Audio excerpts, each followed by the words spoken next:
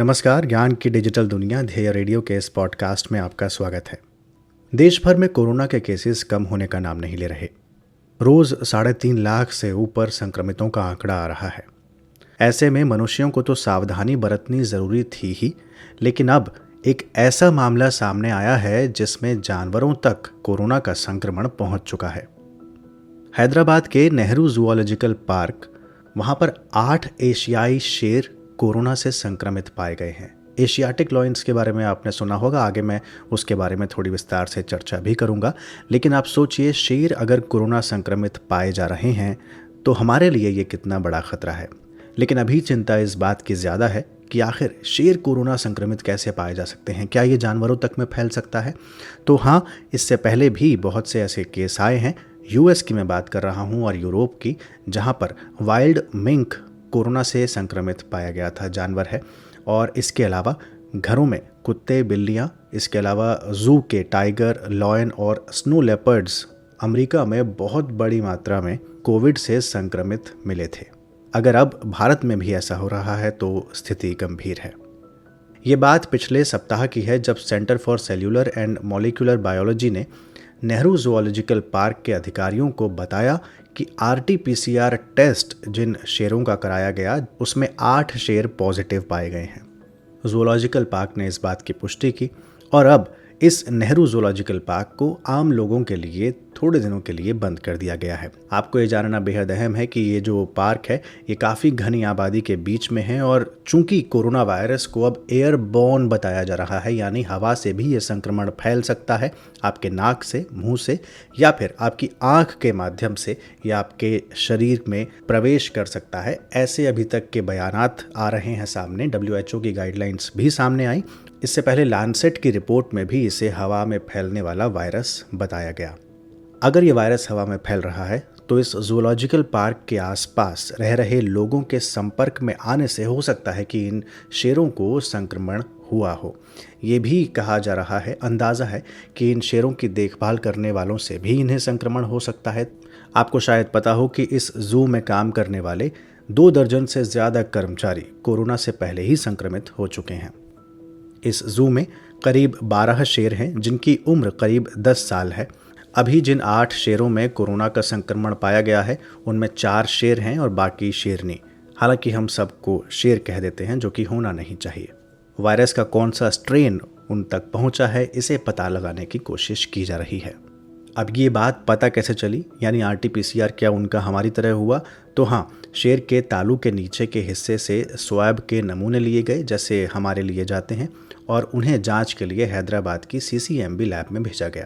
इस लैब में ही इन शेरों के स्वैब सैंपल की जीनोम सीक्वेंसिंग की जाएगी और ये पता लगाने की कोशिश की जाएगी कि आखिर ये वायरस का कौन सा स्ट्रेन है और ये जू तक पहुंचा तो पहुंचा कैसे। जहाँ तक बात एशियाटिक लॉयंस की है, यानी एशियाई शेरों की है, तो आप जानते हैं कि एशियाई शेर का जो वैज्ञानिक नाम है वो है पैंथेरा लियोपार्सिका, और ये ज़्यादातर गिर के जंगलों और जूनागढ़ के आसपास के ज़िलों में फैले हुए एक संरक्षित क्षेत्रों में पाए जाते हैं। इन्हें भारतीय वन्यजीव संरक्षण अधिनियम 1972, जिसे अंग्रेज़ी में वाइल्ड लाइफ प्रोटेक्शन एक्ट 1972 कहते हैं, उसकी अनुसूची 1 में रखा गया है, यानी सर्वाधिक प्रोटेक्शन किए जाने की, संरक्षित किए जाने की इनकी ज़रूरत है। और IUCN यानी international union for conservation of nature, जिसकी रेड लिस्ट जारी की जाती है, तो IUCN की रेड लिस्ट में एशियाई शेरों को एंडेंजर्ड श्रेणी में रखा गया है, यानी संकटग्रस्त श्रेणी में रखा गया है। अगर ये सूची अपडेट हुई हो तो प्लीज़ आप मुझे बताएं कि एंडेंजर्ड ही है या फिर कुछ बदला है। आपको याद होगा, शेरों की जो गणना की जाती है इसकी शुरुआत 1930 के दशक में जूनागढ़ के तत्कालीन नवाब ने शुरू की थी, और साल 1965 से वन विभाग नियमित रूप से हर 5 साल पर शेरों की गणना करता है कि कितने शेर हैं, कितने बचे हैं। इसी के मद्देनज़र पिछले साल गुजरात के वन विभाग ने आंकड़े जारी किए थे और ये बताया था कि साल 2015 की गणना की तुलना में गुजरात में एशियाई शेरों की संख्या में लगभग 29-30% की वृद्धि हुई है। अब ये गणना की कैसे जाती है? तो इसके लिए बहुत सारी विधियां हैं, जिसमें एक विधि पूनम अवलोकन की है। अब ये पूनम अवलोकन क्या है?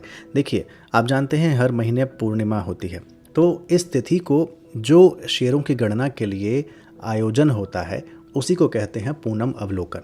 इसमें वन विभाग के अधिकारी शामिल होते हैं और लॉयन ट्रैकर्स के माध्यम से जो इनपुट प्राप्त होते हैं और जो देखे जाते हैं शेर, उनके आधार पर उनकी संख्या का आकलन किया जाता है। इसके अलावा जीपीएस बेस्ड ट्रैकिंग होती है, जिसमें सर्विलांस ट्रैकिंग होती है, व्हीकल ट्रैकिंग होती है। इसके अलावा ऑटोमेटेड सेंसर ग्रिड लगाए जाते हैं, magnetic sensor, movement sensor, infrared heat sensor, night vision capability होती है, जिसमें आप रात में अगर शेर निकलते हैं तो आपको पता लगता है। इसके अलावा रियल टाइम निगरानी भी शामिल होती है।